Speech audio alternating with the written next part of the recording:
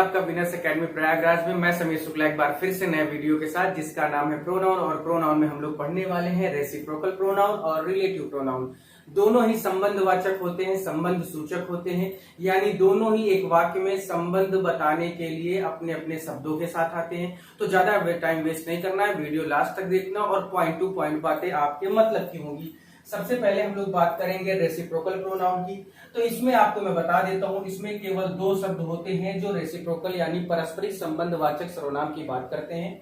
Reciprocal में exactly दो word होते हैं, जो है पहला ईच अदर और दूसरा है वन अनदर। तो आप जानते होंगे, इन दोनों वर्ड्स को आपने पहले सुना होगा। तो मैं आपको बता दूं कि ये दोनों ही शब्द ऐसे हैं जो दो सब्जेक्ट को जोड़ने के लिए या दो सब्जेक्ट के बीच में पारस्परिक संबंध यानी एग्जैक्ट रिलेशनशिप दिखाने के लिए इनका प्रयोग होता है। अब बात ये होती है कि दोनों ही अगर संबंध बताने के लिए आते हैं तो इनके यूज करने की कंडीशन क्या है। Then I will tell you complete कि ईच अदर का जो प्रयोग होता है वो हमेशा टू पर्सन्स के बारे में होता है।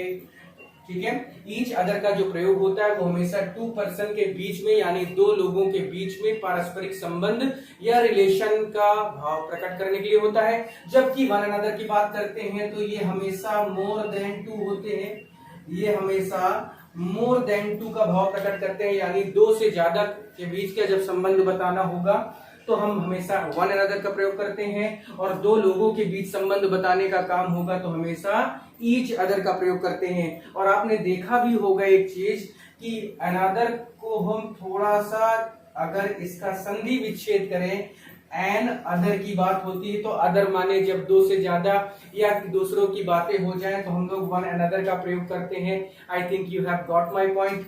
तो पहली बात कंडीशन है, ईच अदर हमेशा दो लोगों के बीच संबंध बताते हैं, जबकि वन अनदर का प्रयोग हमेशा मोर देन टू यानी दो से अधिक। तो दो से अधिक का मतलब तीन हो सकता है, चार हो सकता है, पांच हो सकता है या कुछ भी हो सकता है। लेकिन जब ईच अदर की बात करते हैं तो इसका मतलब है one plus one exactly two, यानी दो लोगों के बीच संबंध बताने की जब बात होती है तो ईच अदर का प्रयोग करते हैं। अब इनसे रिलेटेड इनकी एक सेंटेंस देखते हैं जिससे आपको पूरी तरह से क्लियर हो जाए कि यहाँ पर कैसे इसको हमें यूज करना है मेरे भाई। तो देखिए, पहला सेंटेंस आपके सामने है।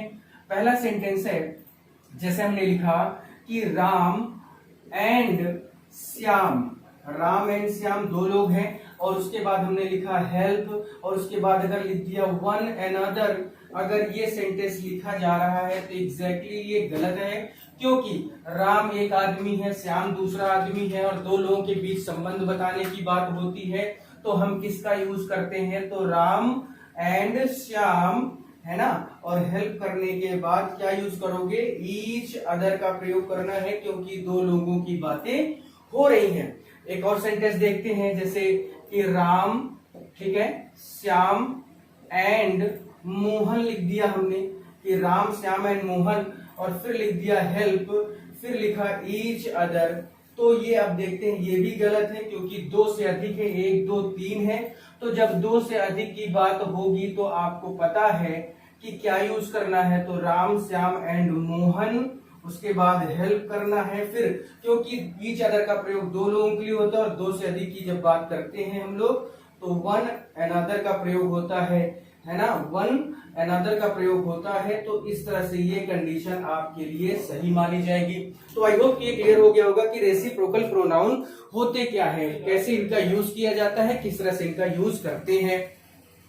तो अभी तक आपने देखा कि रेसिप्रोकल प्रोनाउन में क्या होता था। अब बात यहाँ पर है कि रिलेटिव प्रोनाउन। रिलेटिव प्रोनाउन भी, इसमें एग्जैक्टली तीन वर्ड होते हैं, जिसका नाम है हु, और दूसरा नाम है विच, और तीसरा नाम है दैट। यानी इन्हीं तीन शब्दों का प्रयोग हमेशा रिलेटिव प्रोनाउन के रूप में दो वाक्यों को जोड़ने के लिए किया जाता है। अब बात यहाँ पर यह आती है कि हु का एग्जैक्ट मतलब क्या होता है, तो जो होता है, ठीक है। विच का मतलब भी क्या होता है, जो होता है। दैट का मतलब भी क्या होता है, जो होता है। लेकिन यहाँ पर एक कंडीशन ये है कि अगर ये जो है, ठीक है, तो इसके तीनों के साथ जो है, तो कंडीशन यहाँ पर ये है कि आखिर हम यूज कब किसका करें। तो पहली कंडीशन है to the point, point to point बातें आपसे कर रहा हूं, कोई इधर उधर की बात नहीं है। सिर्फ आप अपना एग्जैक्ट टाइम यहाँ पर दीजिए और उसके बाद खुद ही आपको देखने को मिलेगा। तो वीडियो लास्ट तक जरूर देखिए तो क्लियर हो जाएगा।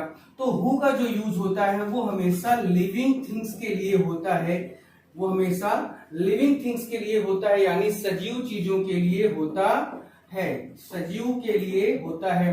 विच का जो यूज होता है वो हमेशा नॉन लिविंग थिंग्स के लिए होता है, नॉन लिविंग थिंग्स के लिए होता है। इसके अलावा ये एनिमल्स के लिए भी यूज होते हैं, ठीक है। और दैट का यूज कहां होता है, सबसे इंपॉर्टेंट बात दैट की होती है कि दैट एग्जैक्टली यूज कहां होता है, क्योंकि लिविंग के साथ तो हु हो गया, नॉन लिविंग के साथ विच हो गया, एनिमल्स के साथ विच हो गया, लेकिन अब बात यहां पर यह है कि दैट का यूज कहां करते हैं। तो एकमात्र पॉइंट आपको याद रखना है, इसके अलावा कुछ याद नहीं रखना, कि indefinite pronoun, indefinite pronoun, indefinite pronoun से रिलेटेड सेंटेंस में। तो अभी इंडेफिनिट प्रोनाउन क्या क्या है ये इसके बारे में बता देता हूं। इंडेफिनिट प्रोनाउन से रिलेटेड अगर सेंटेंस है then you have to use that as a relative pronoun. Indefinite pronoun होते कौन कौन से हैं, तो ये देखिए जैसे आया सम हो गया, नन हो गया, वन हो गया, है ना, फ्यू हो गया, ठीक, लिटिल हो गया,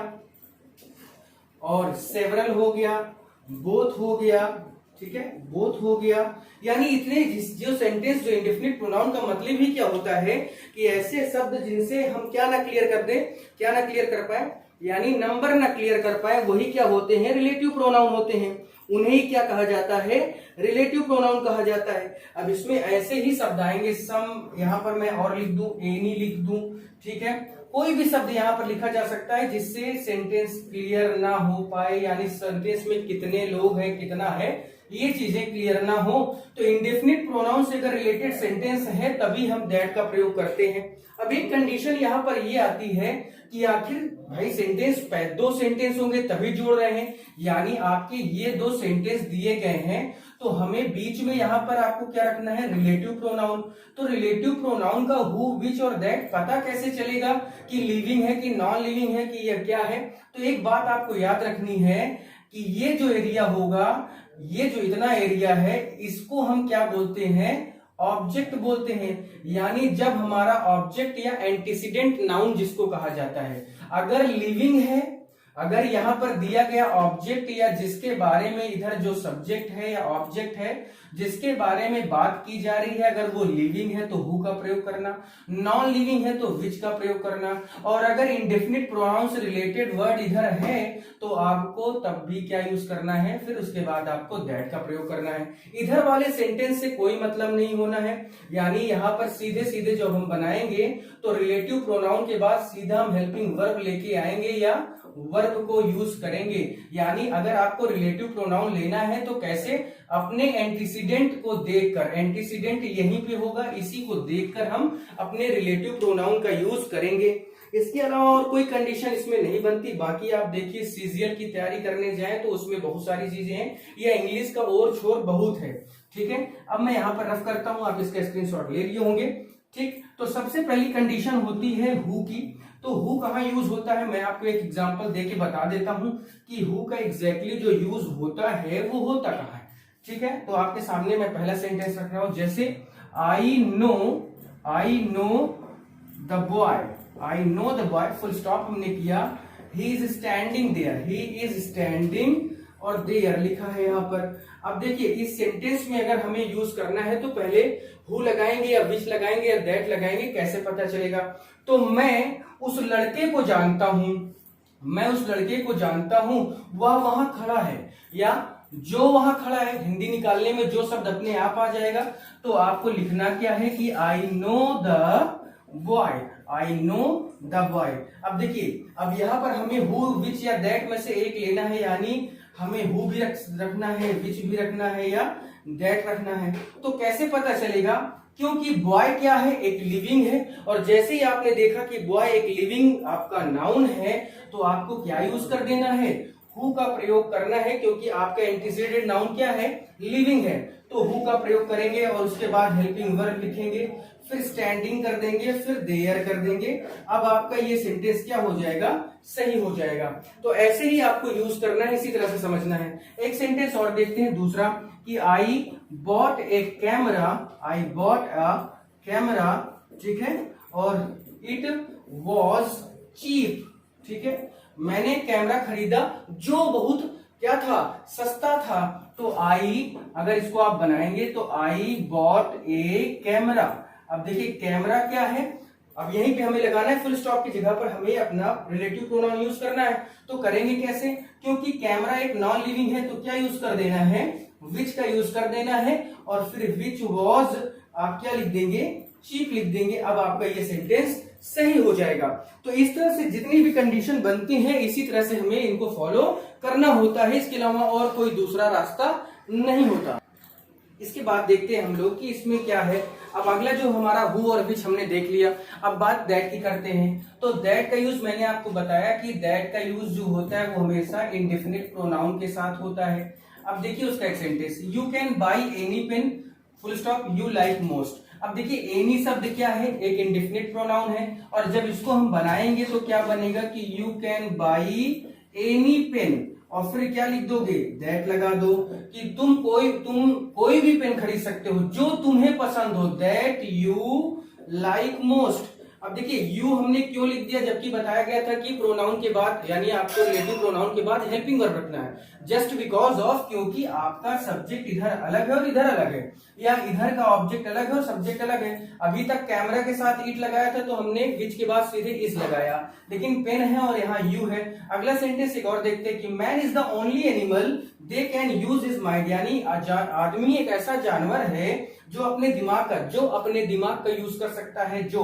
तो यहाँ पर क्या लिखोगे कि man is the only animal. फिर देखिए ओनली शब्द आया है, अब ओनली शब्द आया तो ये भी एक प्रोनाउन है। कौन सा प्रोनाउन है, इंडेफिनिट प्रोनाउन, तो क्या लगा दोगे, दैट। और फिर दैट के बाद दे का यूज नहीं करना क्योंकि एनिमल के लिए ही दे का यूज किया गया है, तो that can use his mind आप कर सकते हैं, तो कोई दिक्कत नहीं होगी। तो ये भी सही, ये भी सही। उसके बाद एक और सेंटेंस देखिए, ऑल दैट, ऑल यहाँ पर एक इंडेफिनिट प्रोनाउन है, इसके बाद जस्ट ये आपका दैट लगा। ऑल हु नहीं होता, ऑल विच नहीं होता, all that glitter is not gold, यानी हर चमकने वाली चीज सोना नहीं होती। तो जब भी ऑल, एनी, वन, सम, नथिंग, ओनली, कुछ भी, ऑल कोई भी वर्ड आ जाए और अगर ये पहले वाले सेंटेंस में दिए हैं, दूसरा सेंटेंस जोड़ना है, then we have to use relative pronoun, and relative pronoun में हमें दैट का प्रयोग करना होता है, ये आपको याद रखना है, ठीक है। इसके अलावा और भी कंडीशन होती है, उसके बारे में हम लोग देख लेते हैं।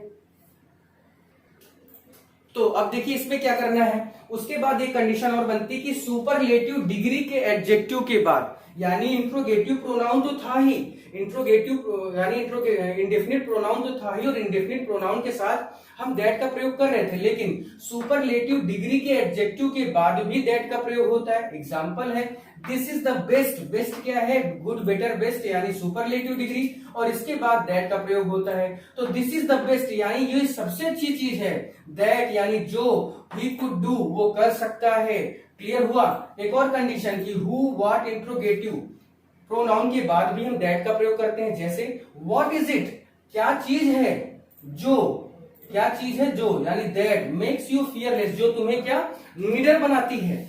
Who am I, that I should help you, यानी वो मैं ही हूं जो तुम्हारी मदद कर सकता है। तो इस तरह की कंडीशन में भी रिलेटिव प्रोनाउन का प्रयोग किया जाता है। आप समझ गए होंगे मैं क्या कहना चाह रहा हूं। तो इस तरह से जब भी बातें आए तो आपको यही करना है, इसी तरह से इसको रखना है। आगे एक रूल और है, वो भी देखा जाए। उस रूल में क्या है देखते हैं।